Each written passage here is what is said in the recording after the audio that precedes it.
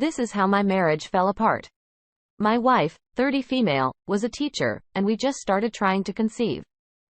She always wanted children since she was young, but she was extremely careful and responsible by waiting until 4 years into marriage to try. I, 29 male, was ready to be a parent. I grew up without my father, only an abusive stepdad, so it became a dream of mine to coach, mentor, and love a child of my own.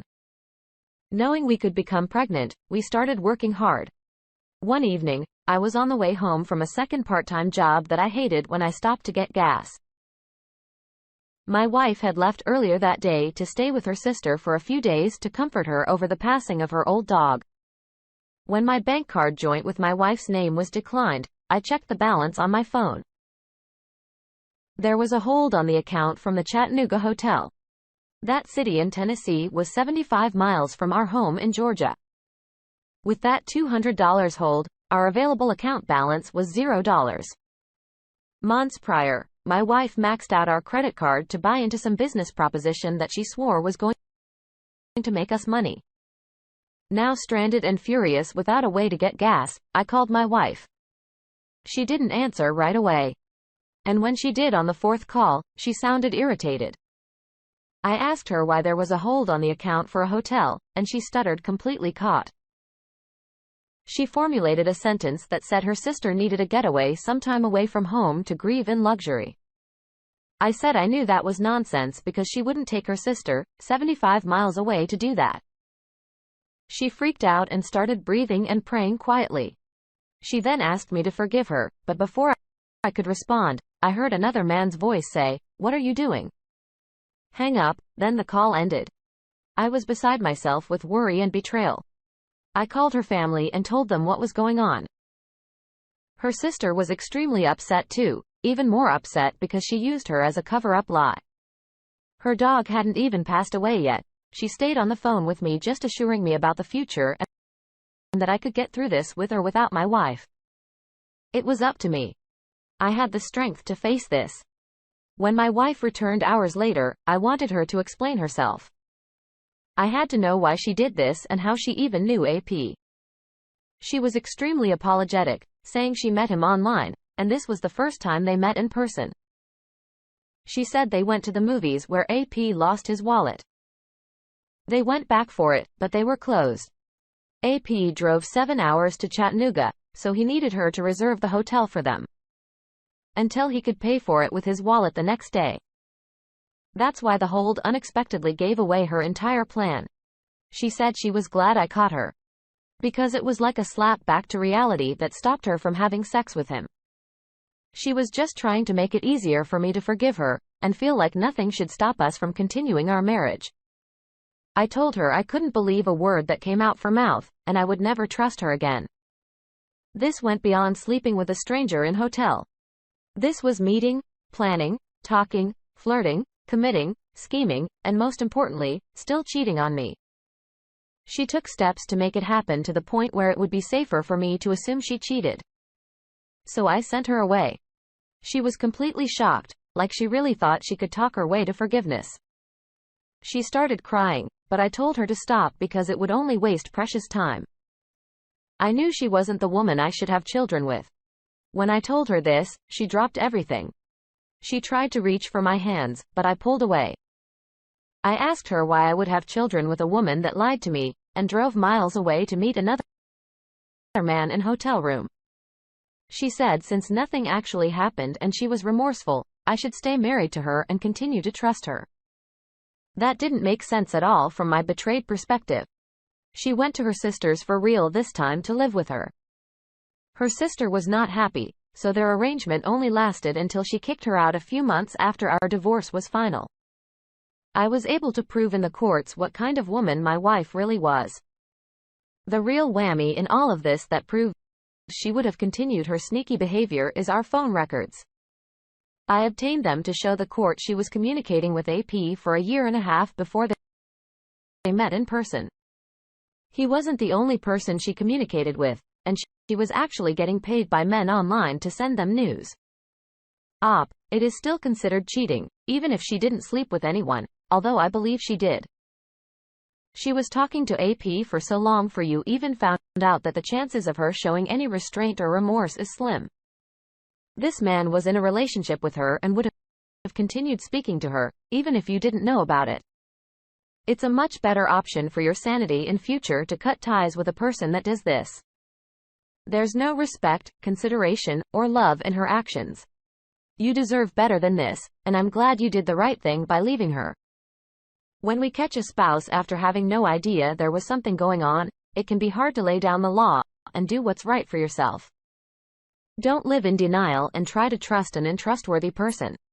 Just part ways, separate your lives again, and find someone new after you do some personal healing and discovery. Thank you for sharing with us. Let's now get into our second story for today. My wife, 33 female, and I 40 male, were married for 9 years before she cheated on me. She was really into flea marketing and collecting knickknacks. We lived with my brother in his house, but she had an RV camper and a garden in the front yard that she decorated and cared for. Whenever we went on camping trips, we brought our dog, but my wife really wanted to own cows. They were her favorite animal, and she was a farmer's daughter. While at a flea market one day, she met a man that owned several cow calves. As it turned out, this man was at the flea market weekly, just like her. They started setting up their tables side by side, and I was happy for her. She made a friend who shared her interests and made her laugh. I didn't find it odd or worry about her cheating on me with this man. She took a selfie with him, Mike, and posted it on Instagram, calling him a fellow junkie as a joke. He looked to be at least 10 years older than me. My wife and I met in college, where I had to fight off other guys, and our bond only became stronger in marriage. Her sister was cheated on by her husband, and whenever that happened, my wife talked about what a shame it is whenever someone cheats. She told me she was so thankful to have me as her husband, and that she would never break my heart like that. They were together every Saturday morning, so they started having breakfast together and sharing more personal details. We had him over for dinner, and he was a pretty likable guy. He actually came to a cookout that was technically a family reunion, so our whole family got to meet him. He started sharing tips and experiences with her father about his cows. Within a year, they became good friends. One summer, Mike invited my wife and me to camp on his mountain land. He was growing acres of oak trees to sell as his main source of income, so it was a great place to experience the outdoors. My wife insisted we go, so we took the RV camper and planned to stay for a week. I was a little nervous, but she convinced me it would turn out fine. She only wanted to take up his offer because he was lonely and needed friends. For 3 days, we had a great time meeting his cows, taking pictures, having cookouts, going fishing, and having campfires. In the middle of the 4th night, around 1 a.m., I sat straight up in bed when I couldn't feel my wife next to me. Since she wasn't in the camper, I went outside and called for her. I didn't hear anything, so I started walking toward Mike's cabin.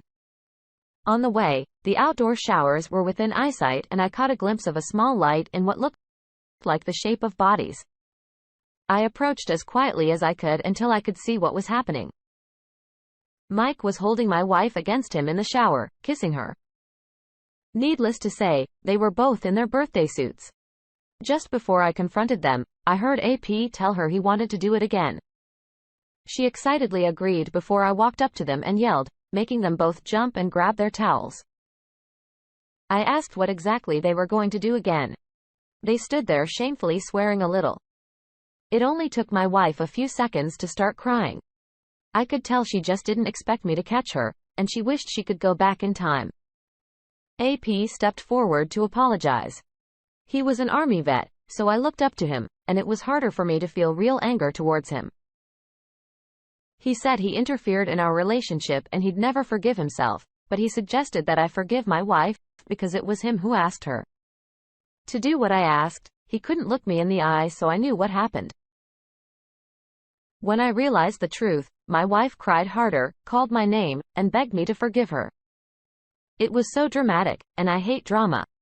I remember feeling very numb before I found it possible to turn around, go back to the camper and get my phone. I called my brother and told him everything. He couldn't believe my wife did this to me.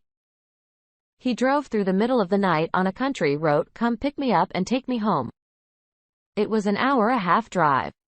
So while I waited, my wife awkwardly begged me to forgive her and call back my brother to tell I didn't need a ride. She tried offering any kind of deal to get me to forgive her, failing to notice that there wasn't a proper way to recover from infidelity. Once that decision is made, it can't be undone. My wife came to the house to get her stuff gradually over time. Every time she came by, I had my brother talk to her if necessary because I couldn't stand her. It might have been App's idea for them to do things, but she made the choice to leave the camper and get naked for him. This was still her fault because she clearly didn't respect or care about me as her husband. She had the nerve to say it shouldn't even count because it happened so fast, and she was half asleep. That was one of the last things I ever heard her say. She continued living on App's property 2 years after our divorce. Then AP decided to sell a majority of his acreage and force my ex to leave. She tried to ask her father permission to park her RV at his house, but he refused. He was extremely disappointed in her and AP and didn't want to have anything to do with them.